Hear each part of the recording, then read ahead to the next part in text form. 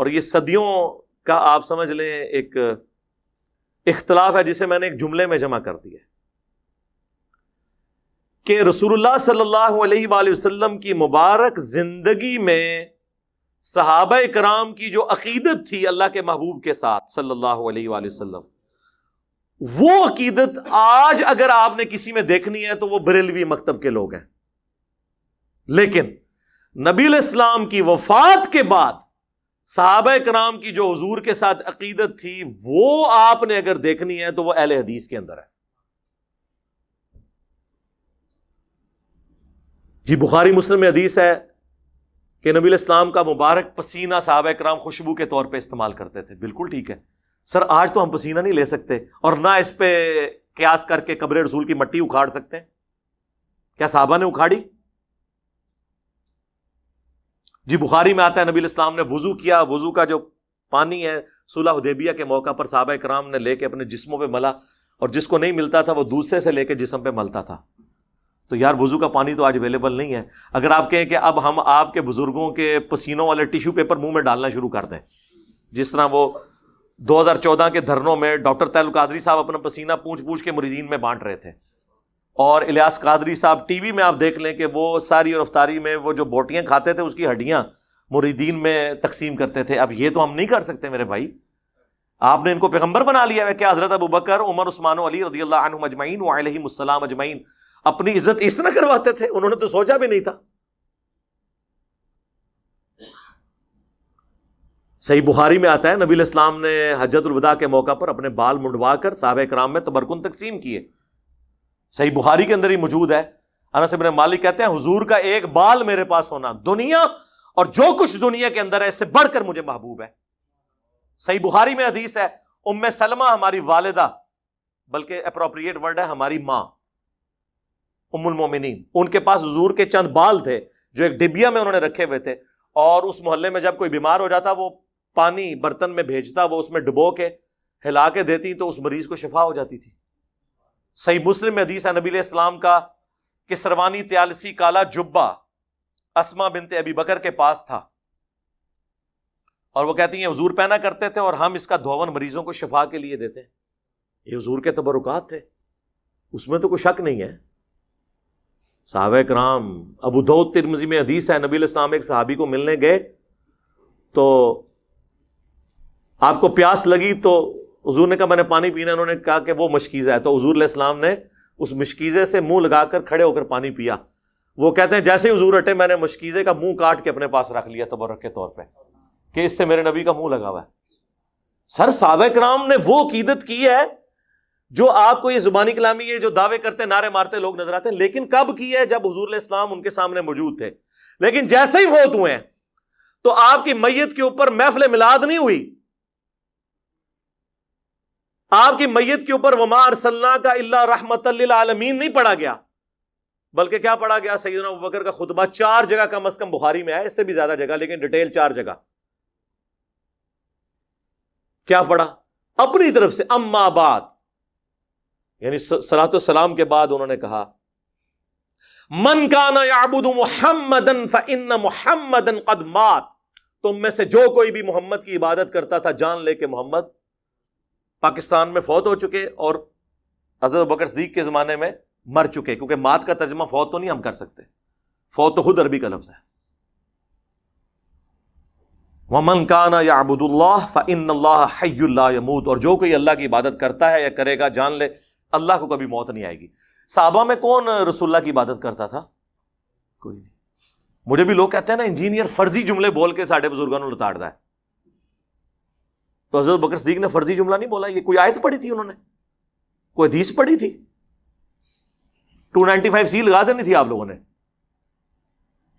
اور پھر اپنی بات کی دلیل میں انہوں نے آیت پیش کی وما محمد الا رسول قد خلت من قبلہ الرسل افئن مات او قتل، محمد تو نہیں مگر ایک رسول، اگر یہ مر جائیں یا قتل کر دیے جائیں، یعنی پاکستان میں یہ وصال فرما جائیں یا شہید کر دیے جائیں، تو کیا تم دین سے الٹے قدم پھر جاؤ گے؟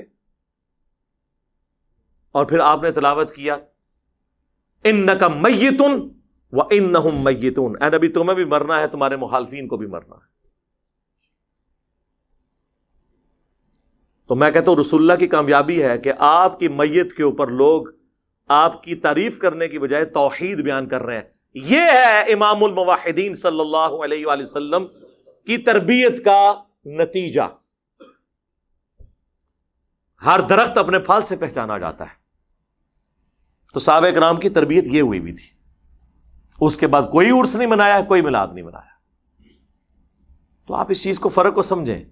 نبی علیہ السلام دنیا میں موجود ہوں، ہم ہر مسئلہ حضور کے پاس لے کے جائیں۔ بخاری مسلم میں آتا ہے بارش نہیں ہو رہی، صحابہ کرام حضور سے دعا کرواتے ہیں۔ صحیح بخاری میں آتا ہے ایک صحابی کی پنڈلی ٹوٹ گئی، نبی علیہ السلام نے مبارک ہاتھ پھیرا، وہ صحیح ہو گئی۔ بخاری مسلم میں آتا ہے کہ نبی علیہ السلام صلح حدیبیہ کے موقع پر جب پانی نہیں تھا، آپ کو پیالہ جمع کر کے دیا گیا، آپ نے مبارک انگلیاں اس میں داخل کی، 1500 صحابہ نے وضو کیا، اپنے جانوروں کو پلا لیا، تب بھی بچ گیا۔ اور جابر بن عبداللہ کہتے ہیں ہم 1,00,000 بھی ہوتے نا، پانی اس سے بھی زیادہ تھا۔ حضور کا معجزہ ظاہر ہوا۔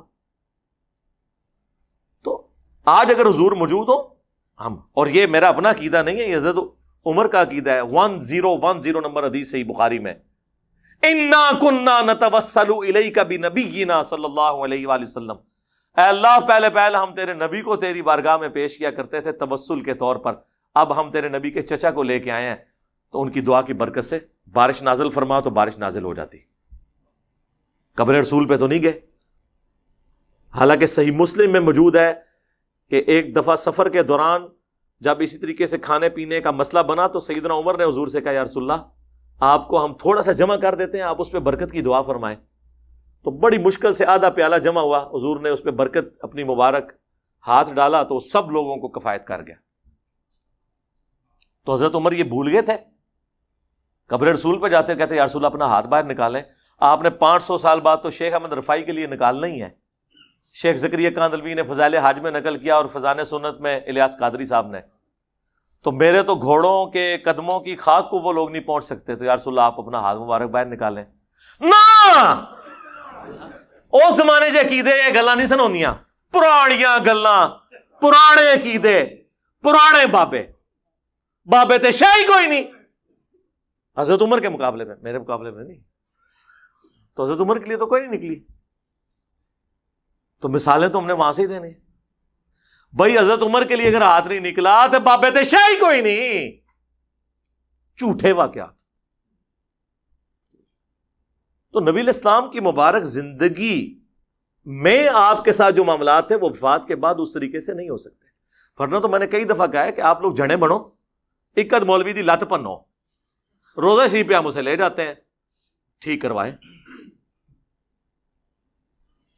اور یار جب سقیفہ بنی ساعدہ کا ایشو ہوا، بخاری مسلم میں آتا ہے نبی علیہ السلام کی وفات کے بعد 6 مہینے تک مولا علی نے سیدنا ابوبکر کی بیعت نہیں کی۔ اس دوران کسی کو یہ وہم بھی نہیں آیا کہ جا کے قبر رسول سے جا کے پوچھ لیتے ہیں کہ آپ کا خلیفہ کون ہے آپ کے بعد۔ اس زمانے میں عقیدے نہیں ہوتے تھے۔ اما عائشہ 47 ایئرز تک رہی ہیں حجرہ عائشہ میں، کبھی انہوں نے دعویٰ نہیں کیا کہ میری حضور سے ملاقات ہوئی ہے، میں نے آپ کو فزیکلی دیکھ لیا۔ حتیٰ کہ جب جمل کے لیے نکلی ہیں اس وقت نہیں حضور نے کوئی آواز دی کہ عائشہ نہ جاؤ، وہ تو ہو پہ جا کے کتے جب بھونکے ہیں تو پھر آپ کو یہ ریئلائز ہوا کہ یہ تو غلط ہو گیا کام، ورنہ تو حضور نے تو نہیں روکا۔ اس زمانے میں یہ عقیدے ہوتے ہی نہیں تھے میرے بھائی، یہ چیزیں ایگزسٹ ہی نہیں کرتی تھیں، یہ سب کہانیاں انہوں نے بنائی ہوئی ہیں۔ اب نہیں بنے گی اللہ کے فضل سے، کیونکہ اب تو میڈیا کا دور ہے۔ وہ کہتے ہیں جی سیدہ آمنہ سلام اللہ علیہا نے خواب دیکھا تھا۔ بالکل جی موجود ہے، مسند احمد میں حدیث ہے، مشکات میں بھی ہے، دلائل النبوہ کے اندر بھی موجود ہے کہ نبی علیہ السلام نے فرمایا میں اس وقت بھی اللہ کے ہاں خاتم النبیین لکھا ہوا تھا جب آدم علیہ السلام ابھی مٹی اور پانی، روح اور جسم کے درمیان تھے، اللہ کے علم میں اس وقت بھی اللہ کا پیغمبر تھا۔ بالکل ایسا ہی ہے۔ میں دعائے ابراہیم ہوں، میں عیسیٰ کی بشارت ہوں، میں اپنی ماں کا وہ خواب ہوں جو انہوں نے پیدائش کے وقت دیکھا کہ ان کے لیے ایک نور ظاہر ہوا جس سے شام کے محلات بھی ان کے لیے روشن ہو گئے۔ یعنی آپ کو بتایا گیا کہ آپ سے جو بچہ پیدا ہوگا اس کی جو حکومت ہے بالآخر رومن امپائر کو بھی سپر سیڈ کر جائے گی، یہ دکھایا گیا۔ تو وہ کہتے ہیں پیدائش کے وقت یہ جو روشنی ظاہر ہوئی نا، اس سے میلاد کی لائٹنگ ثابت ہوتی ہے۔ سر یہ آج تک ثابت نہیں ہوئی تھی، آپ نے ثابت کی ہے۔ اس سے کیسے ثابت ہوگی میرے بھائی؟ تو نبی علیہ السلام پھر دیے جلاتے ہوں گے اپنی پیدائش کی خوشی میں، کو دکھائیں. پھر رہ کے ان کے پاس وہ رہ جاتا ہے. شاہ عبدالحق محدث دہلوی جی مدارج النبوہ میں انہوں نے لکھا ہے کہ حضرت جبرائیل علیہ السلام کو اللہ تعالیٰ نے 3 جھنڈے دے کر بھیجا ہے. ایک جھنڈا جو ہے وہ خانہ کعبہ کے اوپر، ایک رسول اللہ کے گھر کے اوپر، ایک بیت المقدس کے اوپر. اور کہانیاں نے پائی کوئی سند نہیں، سب جھوٹ ہے. بلکہ میں کہتا ہوں سب کانٹیننٹ میں سب سے زیادہ جس بندے نے یعنی اس قسم کے عقائد امت میں پھیلائے ہیں نا، ان میں سے ایک جو ہے عبدالحق محدث دہلوی ہے، المتوفی 1052 ہجری. اس کی کوئی اصل نہیں ہے، کہانی ہے، جو مرضی لکھتے رہے. اس کے بعد جو سب سے زیادہ ایک سوال ہوتا ہے نا، وہ کہتے ہیں دیکھیں جی آپ دیکھیں 12 ربیع الاول کا دن ہے، 2 گھر ہیں. ایک گھر میں حضور کی پیدائش کی خوشی منائی جا رہی ہے، دوسرے گھر میں جو ٹی وی لگا ہوا ہے، یا بچے جو ہیں وہ گیمیں کھیل رہے ہیں، 12 ربیع الاول کی چھٹی کو سیلیبریٹ کر رہے ہیں. بتائیں کون عاشق رسول ہے دونوں میں سے؟ اب اگر آپ اس طریقے سے بنیاد بنائیں گے، لاجک کی بنیاد پہ، منطق جو زیادہ تر ہمارے اہل تشیع اور بریلوی حضرات لے کے چلتے ہیں، تو پھر سر اس کی تو کوئی اینڈ نہیں ہوگی. کل کو تو پھر ہم آپ سے یہ کہیں گے کہ ایک طرف آدم علیہ السلام ہے جنہیں فرشتوں نے سجدہ کیا انکلوڈنگ جبرائیل علیہ السلام، اور دوسری طرف ہمارے نبی علیہ السلام ہے، تو ہم انہیں سجدہ نہ کریں؟ لاجیکلی تو کرنا چاہیے. لیکن ابو داؤد میں حدیث ہے، سنن ابن ماجہ میں بھی ایک صحابی نے سجدہ کیا، آپ نے کہا سر اٹھا کیا کر رہا ہے؟ ان کا یا رسول اللہ ہیرا نامی شہر میں گیا تھا، وہاں لوگ اپنے سردار کو سجدہ کرتے ہیں، تو میں نے بہتر سمجھا کہ آپ کو سجدہ کروں. آپ نے فرمایا جب میں فوت ہو جاؤں گا تم میری قبر سے گزرو گے، کیا میری قبر پہ بھی سجدہ کرو گے؟ ان کا نہیں یا رسول اللہ. تو فرمایا پھر مجھے کیوں سجدہ کر رہے ہو؟ اگر سجدہ میں جائز سمجھتا تو بیویوں سے کہتا کہ اپنے خامدوں کو سجدہ کریں اس حق کے سبب جو اللہ نے مقرر کیا ہے. تو حضور نے تو نہیں یہ کہا کہ عشق دے چلے نمبر لے گئے، عقل والے اونجے ہی عمرہ گالیاں کہتے ہیں نا جی، عشق کے چلے نمبر. او عشق دے چلے اتنے بھی میرے ہتھوں مارے گئے، اگوں اللہ دے ہتھوں مارے جان گے. ہاں عقل والے انما یتذکر اولو الالباب، نصیحت تو حاصل نہیں کرتے مگر عقل والے. یہ آپ نے کون سا دین بنا لیا؟ تو اس طریقے سے چیزوں کو نہیں پریزنٹ کیا جا سکتا. تو اس کی پھر میں ان کو پھکی دیتا ہوں کہ دیکھیں کہ 10 محرم کا دن ہے، ایک گھر میں مجلس ہو رہی ہے، لوگ چیخو پکار کر رہے ہیں، ماتم کر رہے ہیں، اہل بیت کے مصائب کو یاد کر کے رو رہے ہیں، اور دوسرے گھر کے اندر ٹی وی چلا ہوا ہے. بلکہ اس سے بھی بڑھ کر اعلیٰ حضرت کی کتاب رد الرافضہ رکھی ہوئی ہے جس میں شیعہ کو کافر ڈکلیئر کیا گیا ہے. ایک طرف اہل بیت کے غم میں لوگ رو رہے ہیں، یہ شیعہ کا گھر ہے، یہ بریلویوں کا گھر ہے. اب بتاؤ کہ عاشق اہل بیت کون ہے؟ تو کہیں گے نہیں، عشق اہل بیت کا یہ تقاضا نہیں ہے کہ اس طرح کی بدعت کی جائے. تو سر عشق رسول کا بھی یہ تقاضا نہیں کہ اس طرح کی بدعت کی جائے. پھکی کے بغیر، اینٹی وینم الزامی جواب کے بغیر بات سمجھ نہیں آتی. خود تو آپ بھی یہ سب کچھ کر رہے ہیں. اہل بیت کی محبت بھی ہمارے ایمان کا حصہ ہے. صحیح مسلم کی حدیث، علی سے محبت نہیں رکھے گا مگر مؤمن، علی سے بغض نہیں رکھے گا مگر منافق. المستدرک للحاکم میں 2 حدیثیں ہیں. اگر کوئی شخص پوری زندگی مقام ابراہیم اور حجر اسود کے درمیان کعبے کے سامنے نمازیں پڑھتا رہے اور روزانہ روزہ بھی رکھتا رہے، لیکن اس حال میں اللہ کو ملے قیامت کے دن کہ اس کے دل میں ہم اہل بیت کا بغض ہوا، تو اللہ اسے ضرور دوزخ میں داخل کرے گا. اللہم لا تجعلنا منہم اللہم اجرنا من النار. تو آ جاؤ پھر تم بھی عشق رسول کا اظہار کرو اس طریقے سے، عشق اہل بیت کا اظہار کرو پھر اس طریقے سے، تو آپ کے لیے خود مصیبت کھڑی ہو جائے گی. اور نہیں جی یہ جو کچھ ہم کر رہے ہیں منع تو کہیں نہیں نا. سر منع تو بہت کچھ نہیں ہے. جب یہ کہہ دیا کہ جو صحیح مسلم کی حدیث کے بدترین کام وہ ہیں جو دین میں نئی داخل کر دیے جائیں اور وہ بدعتیں ہیں اور بدعتیں گمراہیاں ہیں، تو منع تو ہو گیا. پھر بھی اگر آپ کو سمجھنا ہے تو ہم آپ کو پھر ایک مثال دیتے ہیں کہ عید کی اذان کہاں پر منع کی گئی ہے. وہ کہتے ہیں نہیں بخاری مسلم میں حدیث ہے کہ نبی علیہ السلام عید کی اذان نہیں دیتے تھے. تو اس سے کیا فرق پڑتا ہے؟ منع تو نہیں نہ کی. اذان کوئی برا کام ہے. بخاری مسلم میں حدیث ہے اذان کی آواز سے شیطان جو ہے بھاگ جاتا ہے اور اس کی ہوا خارج ہو جاتی ہے. اور جن لوگوں نے صرف عید کی نماز پڑھنی ہوتی ہے تو عید کے دن تو اذان لازمی ہونی چاہیے، بلکہ 2 ہونی چاہیے. کہیں گے نہیں نبی علیہ السلام نے نہیں کیا. تو پھر ہم وہی سوال کریں گے کیا گناہ کا کام ہے؟ کہ نہیں ہے تو ثواب کا کام ہے، لیکن نبی علیہ السلام نے تعلیم نہیں فرمایا. تو سر بس یہی ہمارا جواب آپ کی میلاد کی ایکٹیویٹیز کے بارے میں ہے.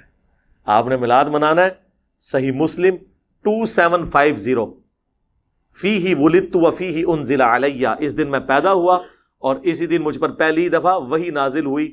آپ روزہ رکھ کر منڈے والے دن ہر ہفتے ہر ویک میں منڈے کا روزہ رکھ کر میلاد منائیں، جشن میلاد بھی منائیں اور جشن قرآن بھی۔